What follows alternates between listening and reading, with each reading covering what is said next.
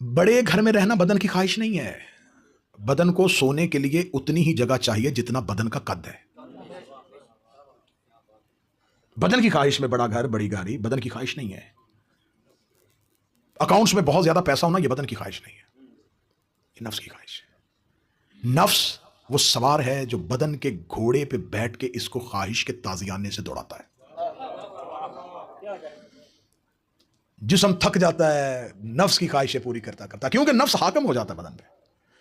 حلال کر، حرام کر، یہ کر، یہ کر، یہ کر، یہ کر، یہ کر، یہ کر. وہ خواہشوں کی مشین اتنی تیز کر دیتا ہے کہ بدن کتنی جلدی موت کے قریب اس کو پہنچا دیا، بیماریوں کے قریب پہنچا دیا، بدن کو پتہ ہی نہیں چلا. وطن آپ کا ہندوستان اور پاکستان ہے، یہاں کیوں آئے تھے؟ کیوں ہجرت کی؟ محبت میں وطن چھوڑا؟ نہیں، خواہشات. اچھا گھر بنا لیں گے. آپ میں سے کتنے لوگ ہیں، میں دیار غیر میں جاتا ہوں، جب سے وطن چھوڑا ہے میں آپ جیسا ہی مسافر کی حیثیت سے جہاں جاتا ہوں مجھے خبر ہے، میں پہلے یہاں بیٹھ کے اپنے اوپر مجلس طاری کرتا ہوں، پھر یہاں بیٹھ کے پڑھتا ہوں کہ یہاں پہ بیٹھے والے لوگوں کا مزاج کیا ہے، وہ کیا سوچتے ہیں، ان کی ذہنیت کیا ہے، ان پہ ہوتا کیا ہے. کتنے لوگ ایسے ہوں گے جو میری بول کے گواہی دے کے آئے تھے کہ بس یہ والا کام ہو جائے تو واپس چلے جائیں گے، اور پھر زندگی گزر جاتی ہے. کیونکہ خواہش ماں ہے، یہ خواہش کا بدن سے بڑے بچے پیدا ہوتے ہیں. چھوٹی چھوٹی خواہشیں، پھر چھوٹی، پھر چھوٹی، پھر اور بڑی، پھر اور بڑی، پھر اور بڑی، پھر اور بڑی. گھر کی خواہش تھی، پھر گھروں کی ہو گئی، گھر بن گئے، پھر پلاٹس کی ہو گئی، چھوٹی گاڑی سے بڑی گاڑی، چھوٹے بزنس سے بڑا بزنس. خواہشیں کرتے کرتے کرتے پوری کرتے کرتے کرتے بدن تھک گیا، چور ہو گیا. آخر یہ ہوا کہ وہ جس نے خواہشیں پیدا کرنی تھی، وہ جو خواہشیں پیدا کر کر کے بدن کو تھکاتا تھا، وہ مر گیا. جو ہی وہ مرا، اب اس بدن میں اتنی خواہش بھی نہیں ہے کہ مجھے گھر کے قیمتی بیڈ پہ قبرستان میں لے جاؤ. وہ جو بدن ساری زندگی نفس کی خواہشیں پوری کرتے کے لیے چور ہوتا گیا، اس بدن کو اٹھا کے گھر سے قبرستان منتقل کرنے کے لیے اس چارپائی کا استعمال ہوا جو مسجد میں خیرات میں گئی تھی. ایسا ہی ہے. وہ جس کے دیکھے بغیر اولاد جیتی نہیں تھی، وہ 4 6 8 گھنٹے سے زیادہ اس جسم کو گھر میں رکھنے کے لیے تیار نہیں ہے، کیونکہ محبت صرف اس بدن سے نہیں تھی. وہ خواہشیں پوری کرتا تھا تو وہ باپ تھا، وہ خواہشیں پوری کرتا تھا تو وہ بیٹا تھا، وہ خواہشیں پوری کرتا تھا تو وہ شوہر تھا. اب وہ کچھ بھی نہیں کر سکتا، تو اب یہ ایک لاغر، ایک مرا ہوا بدن کس کام کا؟ جاؤ اسے دفن کر دو زمین کے گڑھے کے اندر. ساری زندگی تم نے کوشش کی اور تمہارا یقین ہے کہ تمہارا امام موجود ہے اور اسی دنیا میں ہے، لیکن تم امام کا ظہور مانگ رہے ہو. لیکن امام، اور یہ بات ذہن میں رکھنا چاہیے، ہم امام کے ظہور کے منتظر ہیں، حضور کے قائل ہیں. وہ حاضر ہیں، وہ موجود ہیں. ہم انہیں کیوں نہیں دیکھ رہے؟ کس وجہ سے نہیں دیکھ رہے؟ جب وہ موجود ہے تو دیکھ کیوں نہیں رہے؟ ادھر موت آئی، فوراً امام کی زیارت ہوئی. کیوں زیارت ہوئی؟ اس لیے نفس مر گیا. نفس مرتا گیا اور امام کی زیارت ہو گئی. روح نے امام کو دیکھ لیا کیونکہ درمیان میں سے نفس ہٹ گیا. امام کہتے زندگی میں مجھے دیکھنا چاہتے ہو، نفس مار دو.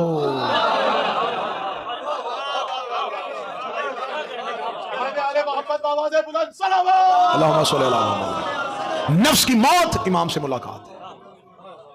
جس نے نفس مار دیا اس نے امام کو دیکھ لیا. بس آج سے طے کر لو کہ خواہشوں کے دامن کو چھوٹا کرنا شروع کر دو. جہاں وہ ضرب لگاتا ہے اس کو چٹان بنا لو. اپنا ارادہ شیطان کو بدلنے نہ دینا. حسین کی ماں نے تمہیں سجدوں میں مانگا ہے. تم مخلوق ہو دعائے زہرا کی، کیونکہ اس نے کہا تھا کہ بابا میرے حسین کو روئے گا کون؟ یہ جو آنکھیں حسین کو روتی ہیں یہ تخلیق ہوئی تھی زہرا کی حسرت کی وجہ سے. ہم قیامت تک کے لیے روتے رہیں سکینہ کے رخسار کے ایک نیل کی قیمت میں. مولا تمہیں اپنے گھروں کے ساتھ آباد رکھے. حسین کی ماں تمہیں کسی کا محتاج نہ کرے. سادات و غیر سادات چاہا تھا شیطان نے یزید کے ذریعے سے میں دنیا سے نظام امامت کو ختم کر دوں گا، لیکن کربلا میں سر حسین کٹنے کے بعد خیموں سے 3 کردار باہر آئے. ایک بہن، ایک بیٹا اور ایک بیٹی. بہن کا نام زینب تھا، بیٹے کا نام سجاد تھا، بیٹی کا نام سکینہ. یہ 3 کردار شام میں ہر صورت میں حسین نظر آئے. عالیہ مدینے سے چلی تھی، بھائی کربلا میں رہ گیا. پھر کربلا سے ایک بہن اور ایک بھائی اکٹھے چلے. مدینے سے کربلا تک ایک بھائی اور بہن آئے تھے. کربلا سے لے کے شام تک ایک بھائی اور بہن گئے. مصائب سننے کا نام نہیں، مصائب کیفیت کا نام ہے. مدینہ سے کربلا ایک بھائی اور بہن آئے تھے. بھائی کربلا رہ گیا، بہن شام چلی گئی. کربلا سے ایک بہن اور بھائی شام گئے تھے، بہن شام رہ گئی، بھائی مدینے. کربلا تک آتے آتے ایک بہن کا بھائی کا نقصان ہو گیا، اور کربلا میں شام پہنچ گئے، ایک بھائی کا اس کی بہن کا نقصان. ایک کا بھائی کربلا رہ گیا، ایک ہی بہن شام رہ گئی.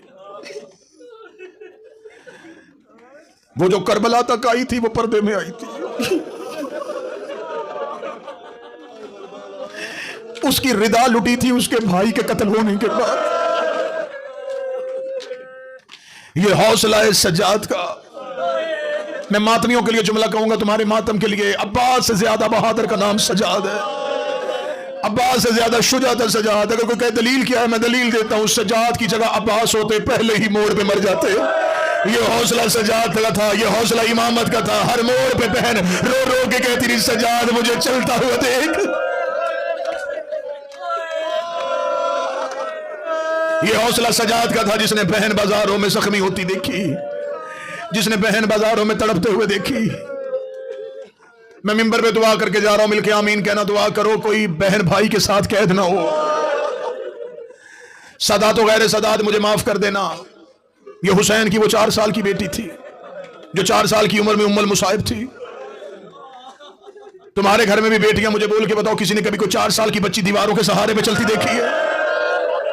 یہ حسین کی وہ 4 سال کی بیٹی جو 4 سال کی عمر میں دیواروں کے سہارے لے لے کے چلتی تھی، رو رو کے کہتی تھی سجاد میں ضعیفہ ہو گئی ہوں، سجاد میں بوڑھی ہو گئی ہوں، سجاد اب مجھ سے چلا نہیں جاتا، سجاد اب میں چل نہیں سکتی، سجاد میں بڑی زخمی ہو گئی ہوں. میں نے چاہا تھا کسی جملے پہ تو ماتم کرو اور مجھے اگلا جملہ نہ پڑھنا پڑے. اگر آنکھیں خشک رہ گئی ہیں، اگلا جملہ میں حسین کی ماں سے معافی مانگ کے پڑھنے لگا ہوں. میں ایک بین پڑھنے لگا ہوں حسین کی 4 سال کی بیٹی کا. یہ جملہ تمہیں گھر تک یاد آئے تو گھر تک رونا. میں نے کہا یہ حسین کی واحد بیٹی جو دیواروں کے سہارے لے کے چلتی تھی. میں نے جملہ چھپا لیا تھا. سید بیٹھے ہو کوئی مجھے معاف کر دینا. یہ حسین کی 4 سال کی بیٹی اپنی زندگی کی آخری رات میں سجاد کے قریب آئی، زندان میں اپنے ہاتھوں سے سجاد کو ڈھونڈا، چھوٹے چھوٹے ہاتھوں میں بھائی کا چہرہ لیا، چہرہ لے کے سجاد کی داڑھی چوم کے کہتے سجاد کربلا سے لے کے شام تک سکینہ ایک درد تم سے چھپا کے آئی ہے، میری آخری رات ہے، مجھ سے آج ایک درد سن لے. آج میں ایسے سنانے لگی ہوں جیسے بیٹیاں باپ کو درد بتاتی ہیں. سجاد روک دے سکینہ تو میری بہن نہیں، تو میری بیٹی ہے. مجھے سجاد نہ مجھے حسین سمجھ.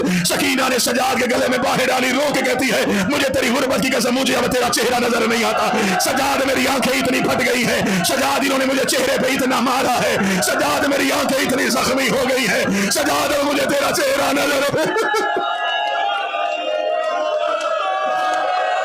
اللہ ہی نوازوں پہ رحم فرمائے. حسین کی ماں تمہیں کسی کا محتاج نہ کرے.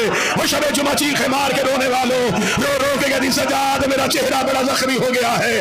حسین کی ماں زخمی تھی، حسین کی بیٹی بھی زخمی تھی. وہ جو حسین کی مادر گرامی زخمی ہوئی اس سیدہ کو ایک تعزیہ نہ لگا تھا اور وہ دائیں ہاتھ سے تسبیح نہ کر سکی. حسین کی بیٹی کربلا سے لے کے شام تک شمر کے ہاتھ میں لوہے کا تعزیہ نہ، ہر موڑ پہ بار بار گرتی، رو رو کے کہتی چچا عباس آنکھیں کھول. حوصلہ حوصلہ حوصلہ.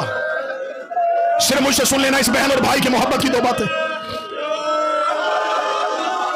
سارے رستے بھائی کے ساتھ قید رہی.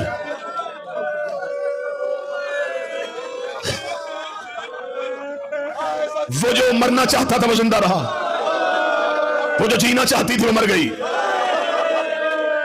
یہ جملہ میں نے صرف مصائب میں خطابت میں نہیں پڑھا. ہر موڑ پہ سجاد کہتے تھے مت دعا کر تیرے سجاد کو موت آ جائے. وہ جس نے موت کی دعائیں مانگی وہ بازار شام میں زندہ رہا. اور جو زندان میں ریت کے تکیے پہ سر رکھ کے کہتی تھی سجاد پرندے گھروں کو جاتے ہیں، کبھی میں بھی مدینے جاؤں گی. وہ جو مدینے جانا چاہتی تھی وہ شام رہ گئی. آج بھی کربلا جاؤ، مولا حسین تمہیں زیارت کا موقع دے. میں شب جمعہ دعا دے کے جا رہا ہوں، ہر آنکھ کربلا کی ظاہر بنے. آج بھی مولا حسین کی ذری پہ دیکھو. علماء کہتے 3 زیارتیں پڑھنا. صرف یہاں پر حسین ہی دفن نہیں، اسی ذری کے اندر حسین کا اکبر بھی دفن ہے، اسی ذری کے اندر حسین کا اصغر بھی دفن ہے. علی اصغر کی زیارت بھی پڑھو، علی اکبر کی زیارت بھی پڑھو. علماء کہتے علی اکبر مولا حسین کے پہلو میں دفن ہے، تو ظاہر سمجھتا ہے شاید اصغر دوسرے پہلو میں دفن ہے. جاؤ جا کے کربلا میں 5 سال سے حسین کے حرم میں جاتا ہوں. 5 سال سے میں نے علماء سے سنا ہے اصغر حسین کے سینے میں دفن ہے. اگر نہیں رو سکے میں زیارت نائیہ سے ایک جملہ پڑھوں. میرا بار بار امام کرے میرا سلام اسی معصوم پہ جس کی قبر حسین کی پسلیوں میں ہے, جو آج بھی حسین کی پسلیوں میں مدفن ہے.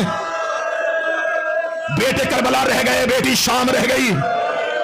وہ جو باپ کے پہلو میں سوتی تھی, وہ جو باپ کے سینے میں سوتی تھی, وہ جسے باپ کے سینے کے بغیر نیند نہیں آتی تھی, وہ شام میں رہ گئی. آخری رات آئی حسین کی بیٹی کی, رے سے تڑپ کے اٹھی, بھیا سجاد, سجاد مجھے ایک بار بابا ملا دے. مولا سجاد کی آواز ہے, سکینہ کیسے منگواؤں؟ فرمایا مجھے بابا کا سر منگوا. اتنے دن ہو گئے زندان میں نے بابا نہیں دیکھا. سجاد مجھے بابا کا سر منگوا دے. مولا سجاد نے زندان کی دیوار پہ ہاتھ رکھا, دروگا کو آواز دی, تیری کوئی اولاد نہیں ہے؟ کہتا میری اولاد ہے. فرمایا میری بہن بڑی رو رہی ہے, وہ بابا کا سر مانگ رہی ہے. یہ ملعون سپاہی دیکھا تھا, تیری بہن تو بہت روتی ہے, کیا دلیل ہے کہ میں سر منگوا دوں تو یہ چپ ہو جائے گی؟ سجاد رو کے کہتے آج کے بعد نہیں روئے گی. آج کے بعد نہیں روئے گی, مجھے کسی طرح بابا کا سر منگوا دو. یہ ملعون دیکھا تھا, ضرور منگوا دیتے, لیکن سر حسین سے قیمتی چیز کون سی ہو سکتی ہے؟ تو کیا سمجھتا کہ سر حسین آسانی سے مل جائے گا؟ سر حسین صندوق میں ہے, صندوق ایک کمرے میں ہے, اس کمرے کو تالا ہے, چابی جس سپاہی کے پاس ہے وہ یزید کے حکم کے بغیر دروازہ نہیں کھولے گا. صبح دربار لگنے دے, میں دربار میں جا کے تیری درخواست پہنچاؤں گا, پھر وہ حکم دے گا, پھر میں سر حسین لا کے دے دوں گا. مولا سجاد دیوار سے پلٹ کے واپس ہے, ریت پہ لیٹی تھی, رو کے کہتی ہے کیا بنا سجاد, بابا کا سر آ رہا ہے. مولا سجاد رو کے سکینہ کیوں مجھ سے سوال کروا رہی ہے؟